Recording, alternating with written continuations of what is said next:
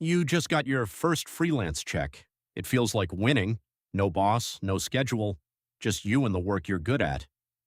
But somewhere between that first payment and next April, a mistake is already forming. Most freelancers don't see it coming. By the time they do, it's too expensive to undo. Here's the strange part.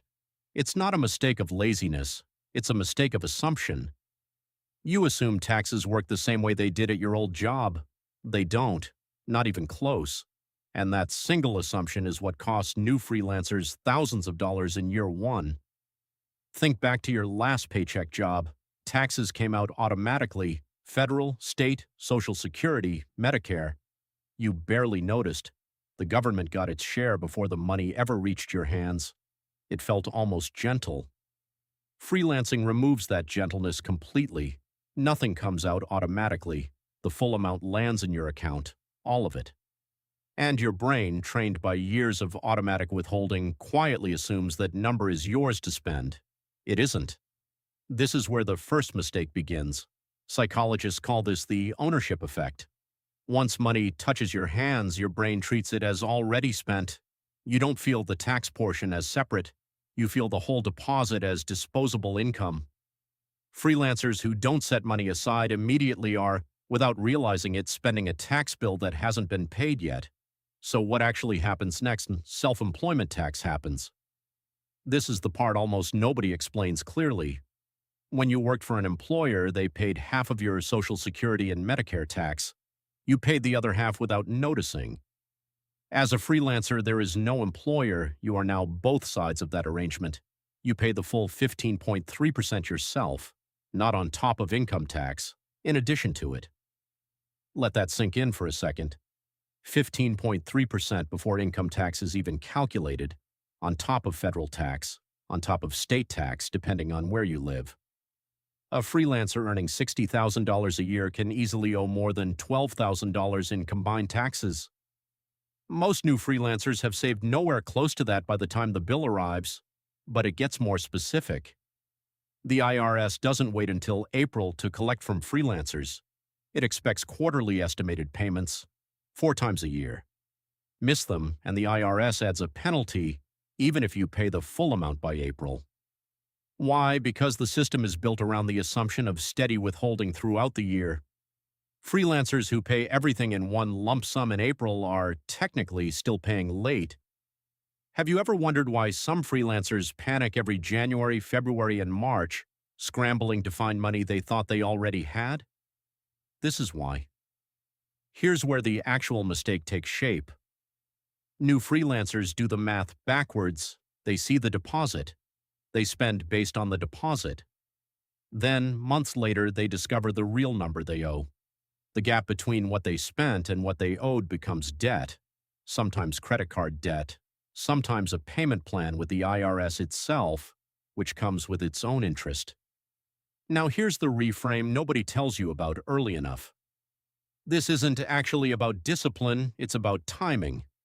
The freelancers who avoid this mistake don't necessarily earn more.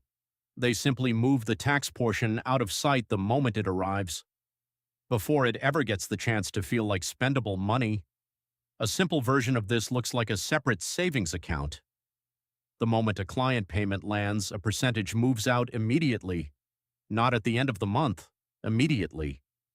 Somewhere between 25 and 30% for most freelancers, depending on income level and state taxes.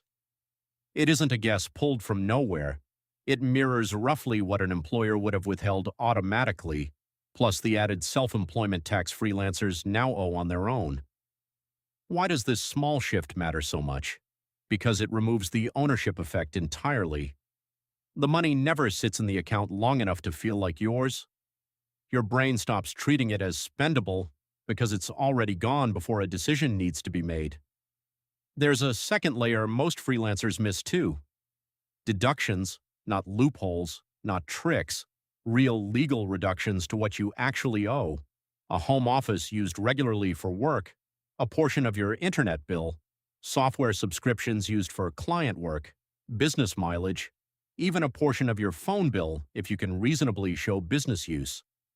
These aren't secrets the IRS hides from you. They're published, allowed, and used by accountants every single day. Most new freelancers simply never learn they exist because no employer ever needed to teach them.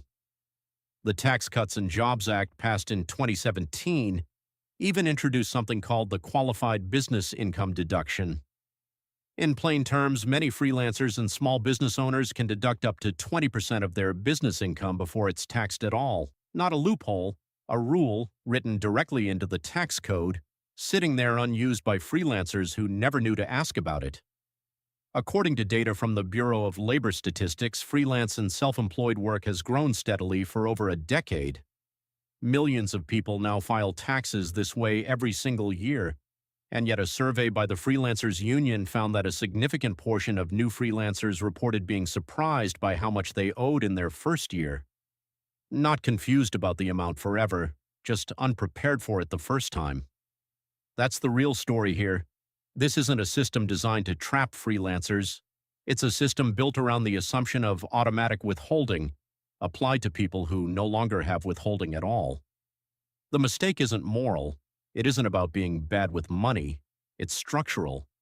And once you see the structure, the fix becomes almost mechanical. Set aside a percentage the moment money arrives. Pay quarterly, not just once a year. Track deductible expenses as they happen, not in a frantic pile every March. None of this requires expertise. It requires timing. The freelancers who struggle aren't undisciplined. They're simply reacting to a bill that arrives all at once, instead of preparing for a bill that was, in a very real sense, already being built with every single payment they received. You got your first freelance check. It felt like winning, and it still can be. You just have to remember that not every dollar in that deposit was ever really yours to begin with. If this changed how you'll handle your next deposit that's worth a like, it helps this reach the next freelancer who needs to hear it before their first tax season, not after.